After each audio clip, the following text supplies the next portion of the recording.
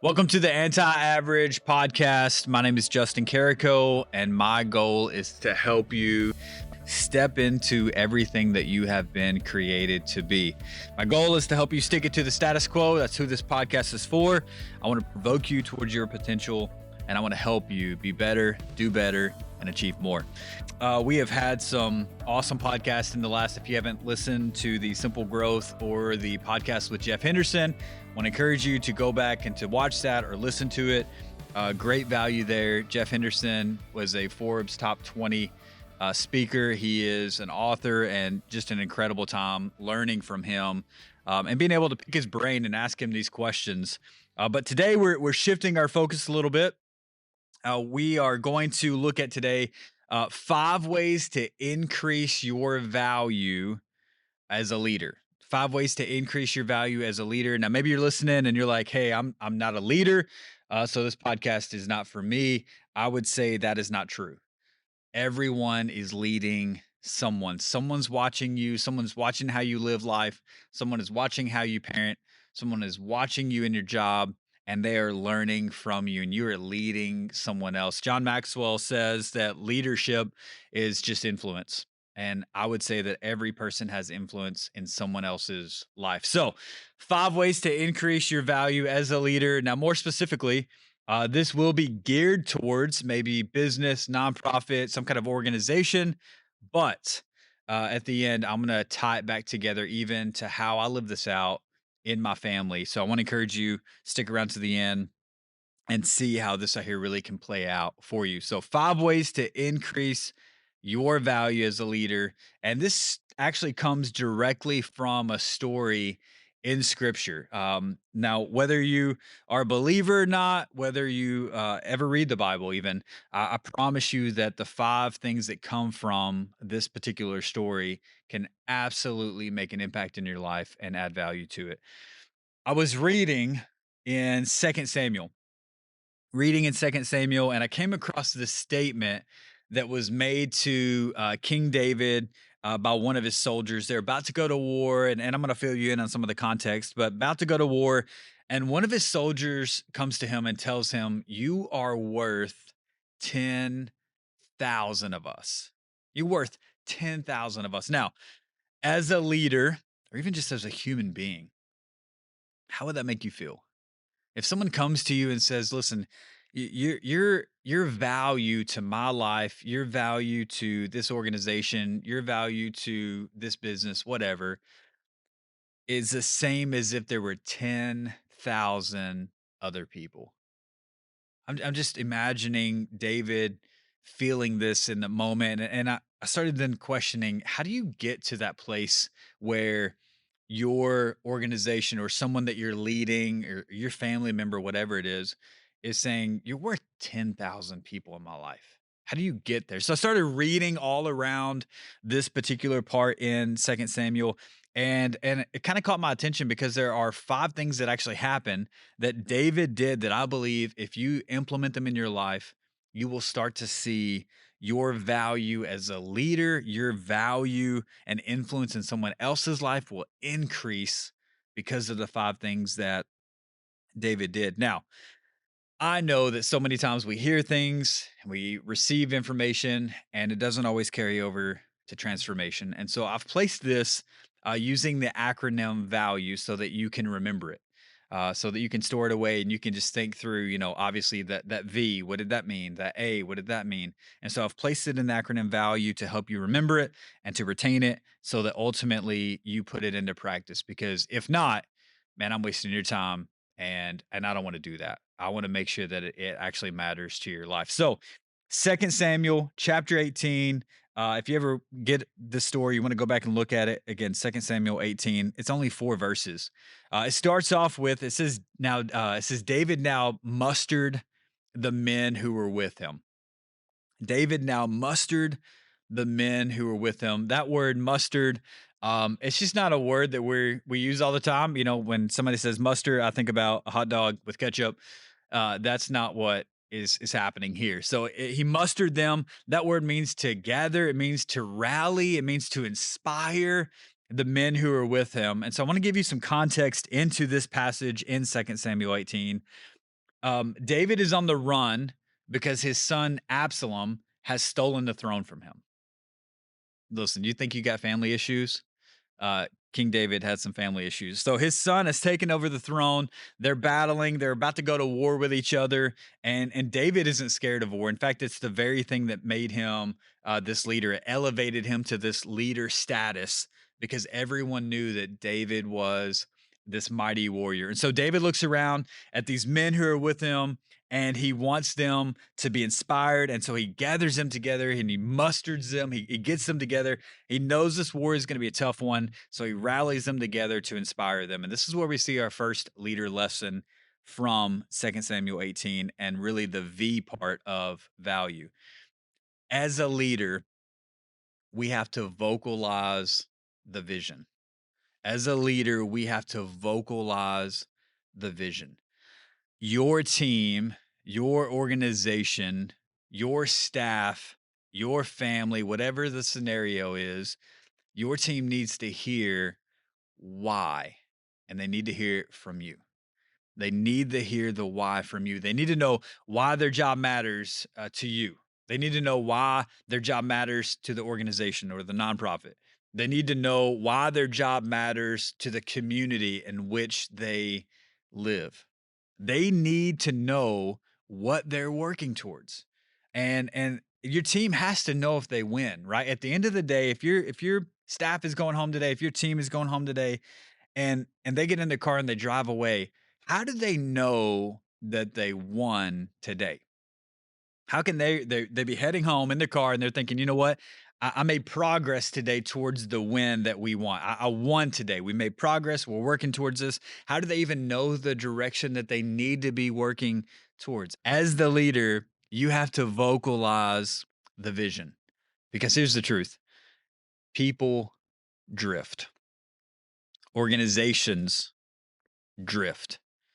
So my question to you is when was the last time that you shared why your organization even exists? It maybe has drifted off course and you haven't even realized it because it's been such a slow drift.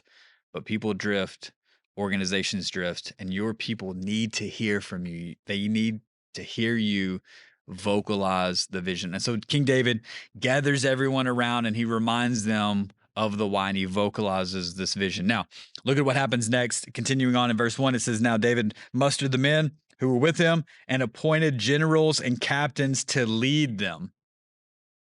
Another way to increase your value as a leader is to acknowledge potential. Increase your value as a leader, acknowledge potential. David looked at those men who were with him and he had seen them in battle before, right? He had fought alongside them. He knew who could be trusted. He knew who had the skills. He knew who was a warrior within themselves. And he appoints some of them as generals and as captains. Now, here's the key part. I want you to notice what he appointed them to do. It says to lead them. If you want to create followers, this is something I've always heard. If you want to create followers, delegate task. If you want to create leaders, delegate authority. I believe it's Craig Rochelle who said that. I don't know if it's original to him or not, but if you want to create followers, delegate task. If you want to create leaders, delegate authority. David calls his army together and he gives them this vision, he vocalizes the vision, and then he calls out the potential in some of his men. He gives them his own authority to lead. Your organization, your business, your nonprofit will never grow if it centers around you. You have to acknowledge the potential of others and empower them with some of your authority. They have to be able to not only make decisions and to get things done, but they need to do it in the authority that you give to them, that you place onto them. So when you're watching your team, when you see someone who has the potential to step into something, call it out of them, acknowledge it, and then give them some of your authority so that they can rise in the potential that they have and they can begin to help the organization. David couldn't be everywhere at all times, making every decision, and neither can you. I'm going to give you the flip side of this, and maybe it's weird to do, but if you can't do this, if you cannot acknowledge potential in others. And if you cannot delegate authority and not just task, then here's the best encouragement I can give you: stop hiring the best people. You got to stop hiring the best people. It's foolish to hire someone who is the best at what they do and then you micromanage them and you put a lid on their potential and every decision has to come through you and everything has to come through you and you're the control person of this. You will make them want to quit. I can tell you this from personal experience. If you hire the best and you do not acknowledge the potential that they have and you do not delegate this authority to them and you do not let them step into their potential, they will want to quit. They were created for more, and they just need you as their leader to acknowledge that you see it and that you let them step into it. Empower them with some authority, give them the acknowledgement that they have what it takes to lead in your organization, in your business, in your nonprofit. You have to acknowledge potential. You are expressing their value to you and to the organization.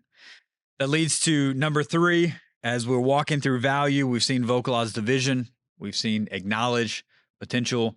Number three is the L, and it is lead with passion. I love what David does next. He appoints the generals, he appoints the captains, and he divides up his troops into those categories or those areas with the captains and the generals. And then he makes this statement also in verse 2. He says, I'm going with you. David said, I'm going with you. And this here is the L. It's lead with passion. Lead with passion. David's men, his army, his team, his troops, they knew that David still had the passion to do whatever it takes. He was willing to do the dirty work. He was willing to go to battle. He was willing to go to war. He was going to fight hand-to-hand combat. He wasn't scared of it. He wasn't scared of getting his hands dirty. He would do whatever it took for them to win. He still was passionate about why. He still was passionate about doing what they needed to do, and he would do whatever it took. Let's be clear. Being a warrior is what led to him becoming this leader in the first place. So he knew how to get the job done, and he never lost that fire. He never lost it. He led with passion. But now this also leads to number 4. You see, there comes a point in every leader's life when the talent that got you to where you are becomes the thing that keeps you from being the leader you need to be. I'm going to read verse 3 and then I'm going to repeat that again so that you catch it and you fully understand it. When his men, he tells them, I'm going. Here's what they say. It says in verse 3, but the men objected strongly. You must not go, they urged. If we have to turn and run, and even if half of us die, it will make no difference to Absalom's troops. They will be looking only for you. You are worth 10,000 of us. And it is better that you stay here in the town and you send help if we need it. They say it's better if you stay here and you send help if we need it. The fourth way to increase your value as a leader is to understand your role. Understand your role. Let me say this again. There comes a point for every leader when the talent that got you to where you are becomes the thing that keeps you from being the leader you need to be. David needed to understand his new role with this army, with these troops. He was no longer needed to fight hand to hand. His role was bigger than that. And so many times we get caught and stuck in the day to day, right? You've always been involved in the day to day when you first came in and you found great success in that. And it ends up trapping you there. And as a leader, if you're going to vocalize the vision, then you have to be able to think ahead and know where the organization is going at all times, or your family is going at all times. If you're going to vocalize the vision, hey, here's where we want to go, then you got to know where the business or the nonprofit is at all times and where you're heading. You can't have your head down in the daily grind and expect to know where you're going next. As a leader, if you're going to acknowledge potential, then you have to be watching others work. right? Not just doing the work yourself. You have to watch somebody else work and then acknowledge that potential. Hey, they've got what it takes to rise up and to help lead this organization. They've got what it takes to step into this new role. And you can't do that if you're just doing all the work yourself. When you became a leader, you have to remember this: you no longer just work in the business or in the organization, you have to work on it. You have to be able to step back and to be able to watch it work and to be able to lead in ways, and you have to step back and you have to work on it. You have to have the big picture stuff. And in David's case, his role as a leader was no longer to slay the enemy, it was to train the men. It was to send support. David didn't need to be out there fighting the enemy one on one. He needed to train the soldiers how to fight like he fought as a mighty warrior. He needed to train the generals and the captains how to make decisions the way that he made decision as king. He needed to keep his eye on the entire war so that he could anticipate the army's next move and he could lead them in that way. The U in value is to understand your role as a leader. So vocalize the vision, acknowledge potential, lead with passion, and then the U is understand your role as a leader. You have to work on it and not just in it. Last one is the E, and it comes from verse 4, and that is that you have to encourage intentionally. You have to encourage intentionally. This comes from verse 4. He tells them, hey, they tell him, I want you to stay back. I don't want you to go to war with us. I don't want you to fight. I want you to stay back and send support if we need it. Help us if we need it. Listen to verse 4. He says, if you think this is the best plan, I'll do it. The king answered. So he stood alongside the gate of the town as all the troops marched out in groups of hundreds and of thousands. He stood alongside the gate of the town as the troops marched out. I love the image of this. You have this guy who just rallied everybody together. He's like, man, I'm going into war with you. Let's go. He gets them all fired up. And then they're heading out of the town and they've told him, you got to stay back. He didn't just go back to his castle or his bunk or wherever in the cave. He didn't go back and just sulk. Instead, he positioned himself so that every soldier heading to war would see him. And it's one of those moments where I picture David standing at the city gate and they're reminded he's a mighty warrior, that literally there were songs written about him, how he killed thousands and tens of thousands, and they're heading out and they don't know if they're going to come back, and they're maybe even doubting, or they're insecure about going out and going to this war. And yet as they walk out of the city gate, they see this mighty warrior standing there as if to say, I see you. I see what you're doing and I want to cheer you on. And some of them, some of them probably didn't care, but some, I bet their chest kind of puffed up a little bit and they became like, man, I'm going to go out and fight this war like David fought. I'm going to go out and I'm going to make a difference. And David can't go and he's going to stay back and he's going to send support if we need it. But I'm going to go out, and their chest just kind of puffs up a little bit more. And they get this little boost because of where David was. And he's letting them know, I see you. And he's encouraging them intentionally. This is one of my favorite sayings to share with leaders is see it, say it. See it, say it. So many times we see someone doing something positive and we think, man, that was so nice of them, or that was so good, or I'm so glad they did that, or and maybe it's somebody on your team, but maybe it's a stranger. But we see something positive, like, man, I can't believe they go out of their way to help somebody in the store, or I'm so glad that they stepped in and helped this teammate, or whatever it may be. And we see it and we think it, but we never say it. I want to encourage you as a leader, when you're talking about encouraging intentionally, the best and most practical way to do this is to see it, say it. When you notice someone doing something incredible, when you notice someone doing something right, when you notice someone doing something positive, when you see it, say it to them. We live in such a defeated culture. Everybody's down. Everybody feels defeated and out. They feels like they could do more. They never know if they're even noticed at all. They feel like they need that encouragement. They need someone to even acknowledge something in their life. And so I love this. If you see it, just say it. It won't take but a minute. But for them, the person that you say it to, it may forever change the way that they do something. They may remember that time when their leader said something to them like, "Man, they saw me do this." You know what happens? They repeat that. They're gonna keep doing it.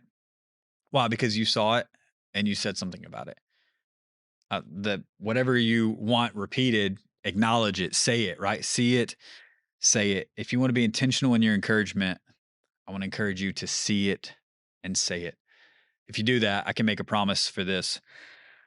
When you see it and you say it, it will keep you from taking those you lead for granted because you're acknowledging, hey, you're adding value to our organization. You're adding value to our team. I see the value that you bring, and I want to say it to you. And so you see it and say it, but it also produces gratitude within yourself.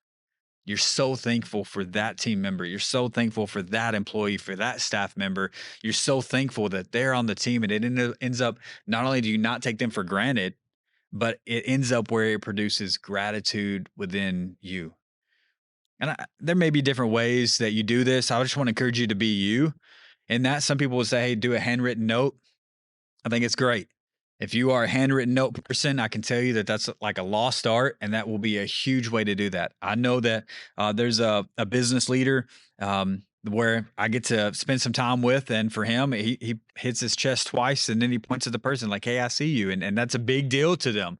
And so, whatever it is, however you would do it, I want to encourage you to be you as you're doing this, but encourage intentionally. Go out of your way to find something good to say. See it and say it. The main point is your team needs to know that you care what they are doing and that you see them doing it well. So, the best way to increase your value as a leader is to add value to your team. The best way to do that is to live out the acronym value, vocalize the vision, acknowledge potential, lead with passion, understand your role, and encourage intentionally. We're going to be posting some things on social media, on our Facebook page, which is Justin Carrico Leadership, or you can, if you're watching on YouTube, love to hear the most valuable takeaway for you. Comment below when you see it shared on Facebook. I love to get your comments. I love to hear from you. That's the biggest thing, is we want to hear from you. If you actually feel like this is adding value to you, we would love if you would review it. If you would subscribe, it allows us to reach more people with this content and to prayerfully and hopefully make a difference in their life as well.